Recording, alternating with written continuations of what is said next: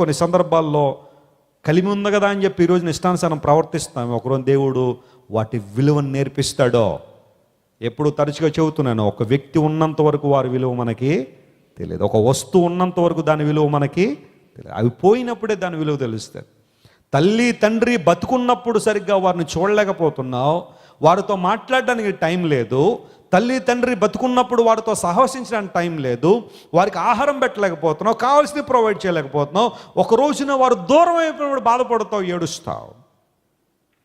ఇప్పుడే ఆ ప్రేమ ఏదో ఇప్పుడే చూపించు. అందరూ ఎలా ఉంటారని నేను అంటలేదు, జాగ్రత్త వినండి. కొంతమంది తల్లి తండ్రి చనిపోతే ఊరంతా పిలిచి భోజనాలు పెడతారు. అందరూ అనుకోవాలన్నమాట, అబ్బా ఈయనకి తండ్రి అంటే ఎంత ప్రేమ అండి, తల్లి అంటే ఎంత ప్రేమ అండి అని. కానీ ఆ పెట్టే భోజనాలు, రోజుకొక భోజనం తల్లిదండ్రికి పెట్టుంటే వాళ్ళు ఎంతో కాలం బతుకుండేవారు. బతికినప్పుడు చూడలేకపోయి, కానీ చచ్చిపోయిన తర్వాత ఊరంతా భోజనాలు పెడతావు నువ్వు. చనిపోయిన తర్వాత భోజనాలు పెట్టొద్దని నేను అంటలేదు, కానీ తల్లిదండ్రులు సరిగ్గా చూసుకోకుండా కనుక నువ్వు అలాంటి పనులు చేస్తున్నావంటే అది కేవలం వేషధారితనం మాత్రమే. It's nothing but hypocrisy.